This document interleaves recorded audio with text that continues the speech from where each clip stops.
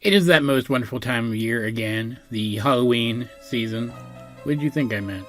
And while my schedule just will not settle down, I wanted to get something out to you guys for Halloween. I'm hoping to get a couple other small things out for you too, and a look at the Book of Bill is still coming. It's coming a little too late at this point, but I'm excited enough about it that I still want to talk about it. But for reasons that include and don't really far exceed the fact that I could make this video while doing other things for the most part, I settled on doing something Pokemon related for Halloween, a challenge run, themed around not horror in the broad sense, but around Halloween itself. Going with Generation 6 for the simple reason that it's not just the debut generation of Pumpkaboo, the literal jack-o'-lantern Pokemon, but also it's the first generation that had a candy-themed Pokemon in Swirlix, which does mean we're playing this in Pokemon X, which is rare for me. That's not usually the version I go with. Halloween season is fast approaching as our heroine moves to town. This is Spooky, a young lady about to set out on a Pokemon journey in the hopes of becoming as goth as possible by the time that journey is over. And honestly, the outfit she starts with isn't terrible. It's got kind of a gothiness to it, but I think we're gonna switch to some more shades of black as soon as we have the opportunity. I also need to do something about that hair. It's too light and vibrant. After getting dressed, though, Spooky's mom suggests that she go meet the other trick-or-treaters who live on the street.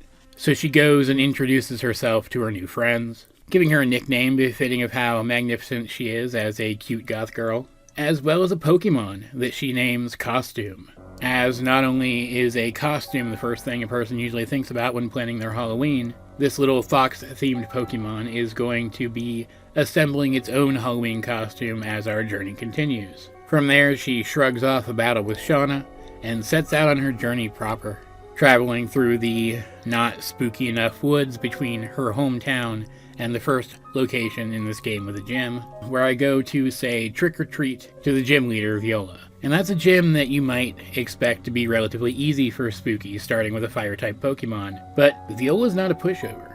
According to the rules of this challenge, that not only can I not use items in battle, but I can only use a set few Pokemon. I'm left with just my starter here, and Viola starts with a water type.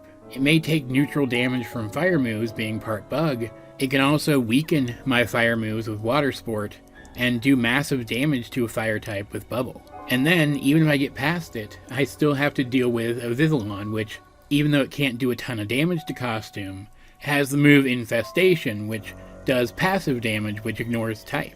It's a frustrating battle, but fortunately Viola doesn't always make the best move choices, so Spooky is able to brute force through the battle after just a couple of tries, and Viola gives her a piece of candy.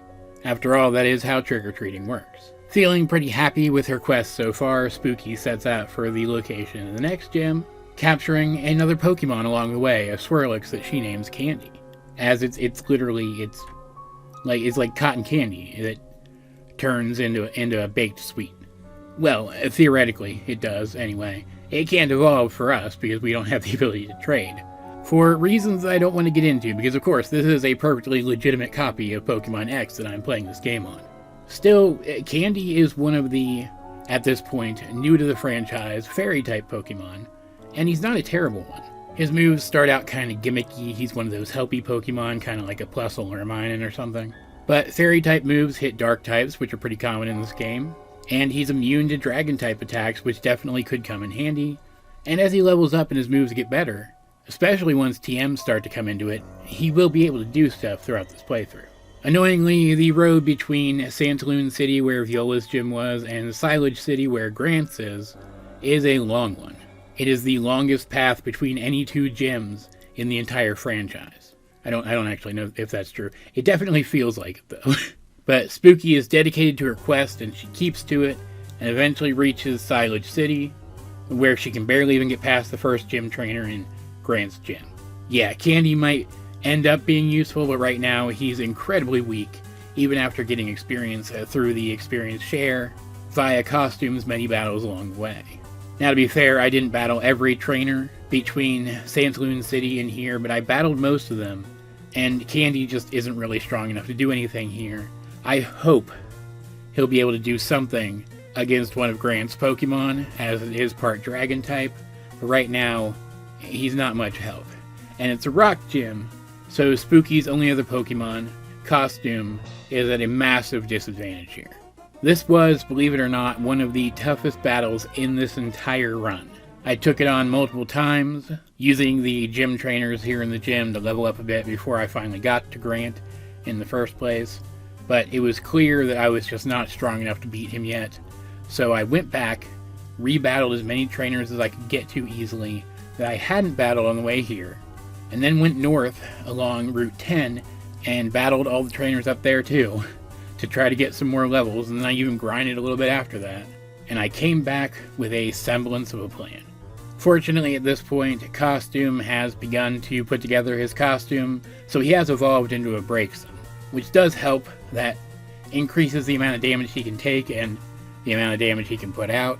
And Grant's first Pokemon is part Ice type, which means it does take neutral damage to his Flame Charge attack, which also increases his speed and makes his damage more consistent. But, annoyingly, that same Pokemon does not go down in anywhere close to one hit, and it is also focused on lowering my speed and making it more difficult for me to hit in general, starting every battle right off the bat with a Thunder Wave, which cannot miss. Despite this, I realized pretty early on that attacking again and again with Flame Charge here is the best option, as Grant is apparently dumb enough to not always attack with a super effective rock move, and if I can get enough Flame Charges off, I can eventually get to a point where I'm outspeeding, even with the paralysis, and then as long as I hit, I can take down the first Pokemon, the, what's it called? Amara, I think? Yeah, it sounds right. Like, originally I thought the best course of action was to attack with a Psybeam first to try to confuse it, and sometimes I did, and sometimes that worked, I was able to get past it, but then I wasn't fast enough to actually do anything against his next Pokemon, a Tyrunt, which Candy does have a slightly favorable matchup to, but unless I can get to Tyrunt first and start doing damage to it with Costume first, I'll have to finish off the Amara first with Candy, which means it's going to paralyze Candy and then damage Candy, and then Candy won't be strong enough to beat the Tyrunt. Even if that somehow didn't happen, I did some moderate calculations here. The only place I did in the entire run. But even if that didn't happen, even if Candy came in undamaged and without paralysis, it's not strong enough to beat Tyrunt on its own. I have to do some damage with Costume first in order to take the Tyrunt down. Realizing all of this and realizing that the key was speed, I just tried the battle a bunch of times. I even let myself beat Amara and then black out, even though that meant letting my HM Pokemon get knocked out too, which was a little annoying, in order to keep some of the experience and get a couple more levels throughout this process. But eventually I was able to get past Amara with a little bit of health left on Costume, and enough speed built up with Flame Charge that I was able to get a hit on Tyrunt. And then, miraculously, survive long enough to knock Tyrunt out with Psybeams, meaning that Candy didn't need to do anything after all. It all came down to Costume, which is something that's gonna happen a lot throughout this run, but end of the day, aren't the costumes the things that we remember most about Halloween anyway? This allows me to progress forward, where Spooky comes up against Team Flare, who she actually fought earlier in a cave. They're a group of weirdos who only want people to wear costumes if they coordinate with them so that everybody looks the same, or some other stupid thing that Spooky doesn't care enough about to pay attention. So she beats them down and learns what is going to be one of the most difficult aspects of this challenge, dealing with the Houndour family. Because Houndour is a dark type, which is not weak to fairy because it's also a fire type and fire resists fairy. And being a dark type, it's immune to psychic, which is going to be Costume's other type. And our third team member is going to be weak to both its types. And it has flash fire, so I can't even hit it for powerful neutral stab from Costume's other type that could theoretically hit it. I'm not going to go too deep into describing how I dealt with these things, which are pretty common, because they're pretty common Team Flare Pokemon. And really, the ones that were the most difficult, the ones that actually cost me a couple of significant resets, were the ones wielded by, like, flare admins and stuff. But every single one of these things was dangerous enough that I had to be careful with them. Every single one. Reallocating my resources to soften them up enough that Candy could come in and swing hard with whatever his best fairy-type move was for neutral damage until they went down. It's helped by the fact that Candy doesn't take that much damage from them, which is even further helped by the fact that I went for the Eviolite in this playthrough, which I gave to Candy until we caught our final party member, and it made more sense to give it to them, since as Candy can't evolve, the Eviolite will always buff him. In the end, every single Houndour or Houndoom I face is doable. I can beat them, but I have to think about every single one, even the ones that are wielded by just regular Team Flare members. Because every single one of them that sneaks up on me can mean a blackout or a reset when I just don't want one. Literally, there was only one other species of Pokemon in this entire playthrough that gave me even close to that much trouble. And that one at least made sense, because that one was the Team Flare boss's ace. But we'll talk about that a little bit later. All that said, Spooky deals with the Team Flare members on Route 10, ends up in Geosenge Town, and then battles against Korrina and her two Lucarios, but of course Costume is a fire type and Lucario's a steel type, so it wasn't a very difficult battle. But this does give Spooky a target for her next trick-or-treating mission, Cyllage City, where Korrina is the gym leader. So, still being followed around by her minions, friends, especially Callum, the only one of them that's any good at any of this, and Shauna, who seems to be convinced that Spooky's her girlfriend, because who wouldn't want a cute goth girlfriend, right? Spooky pushes ahead, defeats Korrina, and accidentally becomes the successor to Mega Evolution or something, despite the fact that Spooky doesn't have any Pokemon that can Mega Evolve. But of course, trick-or-treating at Korrina's gym does get her another piece of candy, so altogether she has 3. She's not really sure why she needs 8 pieces of candy to challenge the Pokemon League in this region, but so far it's been fitting her aesthetic, so she's not going to complain. From there, she progresses forward some more, and trick-or-treats at Ramos's gym. It was exactly as eventful as I'm sure you all think it was. And then she's faced with more Team Flare nonsense, where she has to drive them out of a power plant, ending the blackout in Lumiose City, which is a real bummer because being goth, she would have preferred that there was still a blackout by the time she got back there again. But it does allow her to go on a second date with Shauna.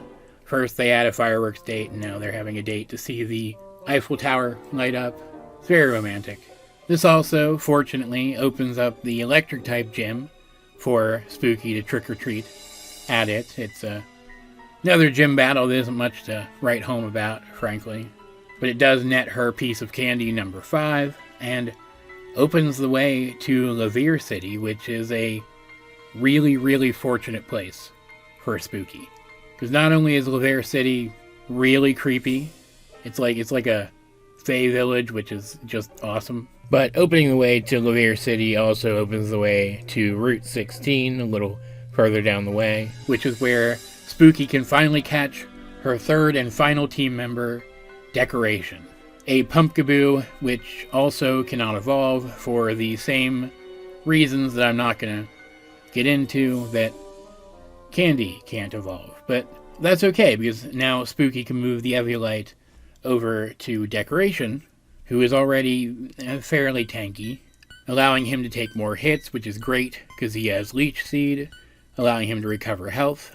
And that opens up Spooky to put the Lightning Plate on Candy to power up the Thunderbolt that she just gave him from the Lumiose gym. And with the Mind Plate on Costume to power up his Psychic-type attacks. Even though there are going to be some move upgrades at this point, the item and moveset combinations that Spooky is using at this point in the game are basically where things are going to land later. Which means, except for some minor hurdles, this is going to be relatively smooth sailing until the end. Laveer City is also where Spooky goes to trick-or-treat at Valerie's gym. And oh man, Spooky loves Valerie. Not only is she gym leader of the spookiest and most atmospheric city in this entire game, don't at me, Lumiose who, but even though Valerie's not exactly goth, she's pretty close And man, does she stick to her aesthetic like her life depends on it. Her and her gym trainers. On top of that, Valerie is weird. She is so weird. Spooky dreams of being as weird as Valerie someday. She wins that battle, and she leaves with a 6-piece of candy. But on top of that, she got to meet Valerie. That is a great day for her. She leaves that gym super happy. Happy enough that she's even willing to go deal with more Team Flare nonsense, driving them out of the local Pokeball factory before she heads on to Anastasia City to take on the 7th gym leader, Olympia.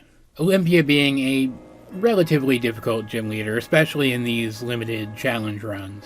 But fortunately at this point, Spooky has Decoration, who gets the Trick or Treat attack, Pumpkaboo's signature move, and the perfect attack for this specific challenge, which allows him to tag any non-ghost Pokemon with the ghost type.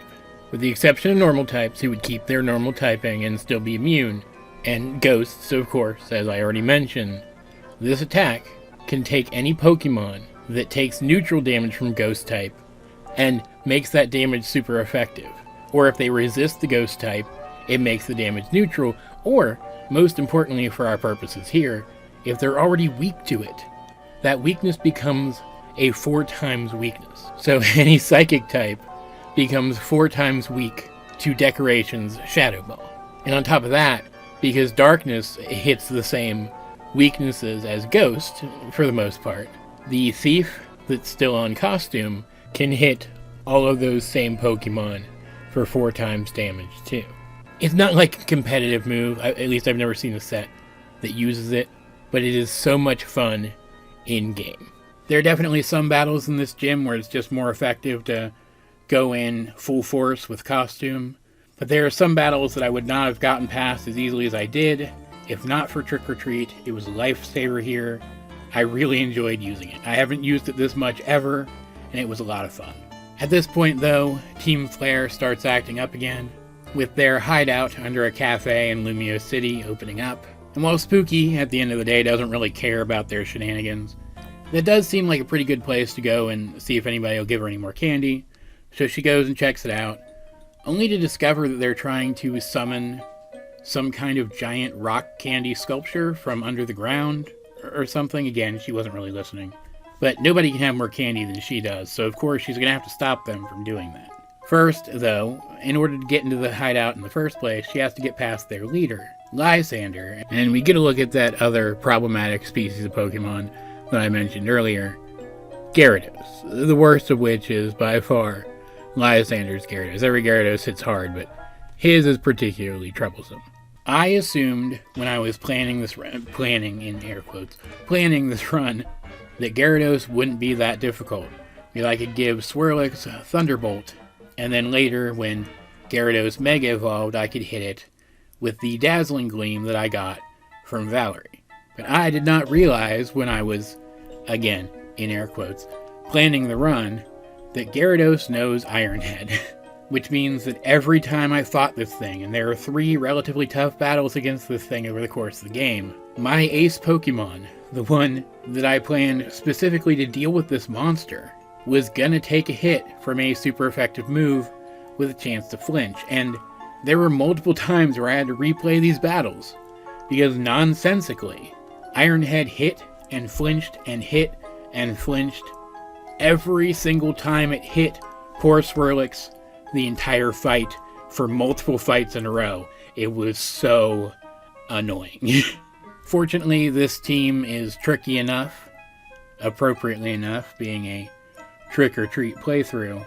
In the first battle against it, I even did something really clever, I think. After seeing it use Iron Head, I actually went and looked up its moveset, saw that it had Outrage, got it to use Outrage, and then switched back in with my damaged Swirlix while it was using Outrage, which of course doesn't affect a Fairy type, and then hit it with a Thunderbolt.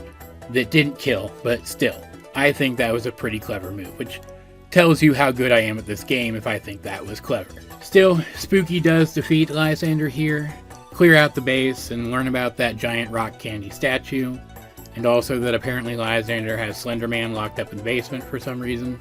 and then sets out to Team Flare's secret base underneath Geosenge Town to destroy that giant rock candy, so that once again she'll have the best candy in all of Kalos. Or something. I'm really stretching this theme at this point. Here's where the next of those difficult Lysander battles happens, though, including a bit of a spike in levels from the last time we fought him. And it wasn't easy. It was not an easy fight, but Spooky got through it and then descended through the base, busting through all of Lysander's guys, some of whom, again, weren't simple battles, but being thoughtful enough, Spooky was able to get through them without too much trouble, reaching the bottom, where, yeah, she accidentally let SCP-2845 out of containment, but she managed to reestablish containment immediately afterwards using her Master Ball, so it's okay, and she did manage to beat Lysander again, even after his Gyarados Mega evolved into Mega Gyarados, actually utilizing decoration in the battle this time, which was pretty cool. I really, really like Pumpkaboo. And with all that, she was able to destroy that giant piece of rock candy, which may or may not have been a weapon of mass destruction. Spooky's a little unsure about that at this point, but either way, everything seems to have worked out fine. People seem to be happy with what she did, so she's able to move on freely to Snowbell City, where she gets to traverse a spookier forest. It still could be spookier in my opinion, but it was better than that other one. Before trick-or-treating at the final gym, Wulfric's gym, where Wulfric is a character that she technically battles. Like, seriously, Game Freak, stop using Ice-type trainers as late-game gym leaders unless you're going to actually give them good Pokemon. Like, seriously, is this something that Game Freak does on purpose? Do they make the final gym leader weak on purpose so that you go into the Pokemon League feeling really powerful? Is that what it is? Because Wulfric is he's just so bad. Regardless of the level challenge, though, Spooky has completed her trick-or-treat quest and earned admittance into the Pokemon League.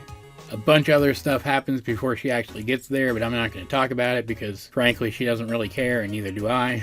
And by the time she gets there, she's ready.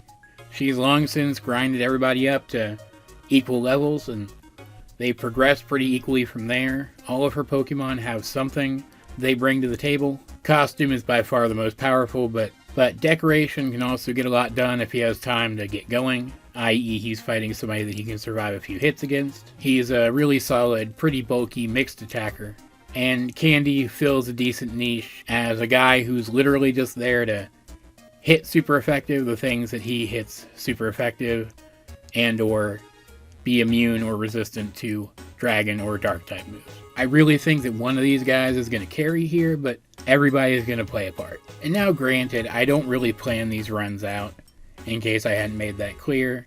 I did think ahead a little bit to how I wanted to handle the league this time. As much as I have enjoyed using Swirlix and Pumpkaboo here, Pumpkaboo in particular in case you hadn't been able to tell, I knew that neither of them was really going to be a clincher in this run. So I did want to plan ahead at least a little bit going into this. But really when I do that, the way I do it is I play a couple battles expecting to have to reset, and I scout. I know I could get the same effect by going and doing actual calculations by putting in the Pokemon's levels and stuff, but I don't enjoy that. But saying that, thinking about the league here, I was only really expecting resets on two of the trainers here, Malva and Diantha.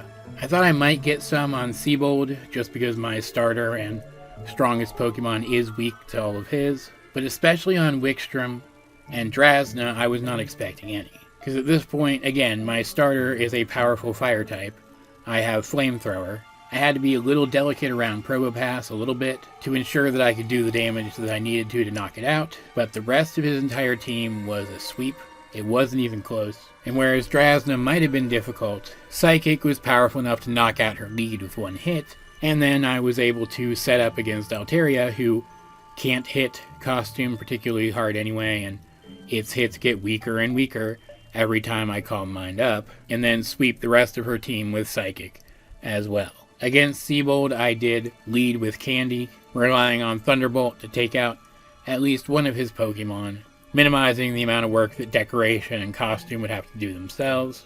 I was a little worried about his Gyarados, but thankfully he was stupid enough that after Psychic from Costume didn't kill in one hit. He used a Dragon Dance, which did not make him faster than Costume, so I was able to just knock him out in the next turn. Decoration was able to handle his Barbarcle, and then outpace his Starmie in raw damage using Seed Bomb to knock it out as well. This brought me to Malva, who is definitely the strongest member of the Elite Four against this team, and I tried a couple of different strategies, again using the weaker members to soften the team up so that Costume could come in and mop up. But in the end, I realized that if I could get Costume to her second Pokemon, Torkoal, without any damage, he could survive enough Stone Edges from Torkoal, as long as they weren't crits, to set up enough Calm Minds to then sweep her entire team with Psychic. A strategy which I unfortunately repeated against the champion. It's extremely anticlimactic, and I apologize for that. To myself as well as you, believe me. I really didn't want it to go this way. I tried other strategies as well. But in the end, the best way to beat the game ended up just being to set up with Costume and then sweep. I started the setup against Hawlucha, who can't really hit Costume with anything, just ensuring that I had enough damage to knock it out with one hit. And then, believe it or not, from there I set up on Goodra, the one Pokemon on her team that has a Water-type move, because just that brief setup against Hawlucha is enough to one-shot her Tyrantrum with Psychic, negating its massive Rock-type damage. Her Gourgeist, which always comes out next, is just free with Costume. It can't do anything to me. And then against the Goodra, as long as its Muddy Waters don't lower my accuracy to the point that I can't hit or do critical damage to me, I can set up Calm Minds, every single one, reducing the amount of damage that Goodra can do. I don't even think I needed all 6 stages of setup. I think I only needed 5 to one-shot Goodra with Psychic, then Aurorus with Flamethrower, and then Gardevoir also with Flamethrower. In the end, the most interesting thing about the champion battle ended up being the fact that before it even started, Spooky got to sit in a throne like the queen that she is. And with that, I am in the Hall of Fame. Everybody but Chewbacca gets a medal for destroying the Death Star or whatever. And then I fight and defeat Slenderman. Game over. It was a lot of fun. I'm really clowning on the run here at the end of the video because it did end on a super anticlimactic way. But I had a lot of fun doing this. Well, I'll freely admit that overall, X and Y are far from the spookiest games on the franchise. I really like the aesthetic of them, and I really liked playing with these Pokemon. I've never actually done an entire run with Fennekin before, and it was really great. It's a really great Pokemon. And I already love Pumpkaboo and Gourgeist, and being forced to keep it a Pumpkaboo the entire time, this time, made me rethink the kind of utility it has. It still served a similar role on my team as it would have if I had evolved it into a Gourgeist like I would normally, but the niche that it ended up filling was still different enough that this was a new experience for me. It was really cool. And Swirlix was also there, which is really unfair. He helped me out a lot, just not so much in the late game anymore. But he's cute, and again, that's a Pokemon I've never used outside of the TCG anyway.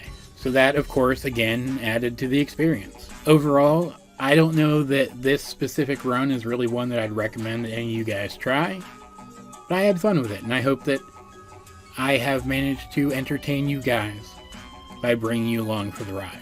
I do have some other runs planned. I don't know when I'm going to get them out. I'm done making promises for getting content out for a little while. Regular content is going to return, I swear. I swear it is. It's taking way longer than I ever could have guessed. But hey, if you guys do have ideas for more runs I should try, please let me know. I'd really appreciate it. Happy Halloween, and I'll talk to you guys later.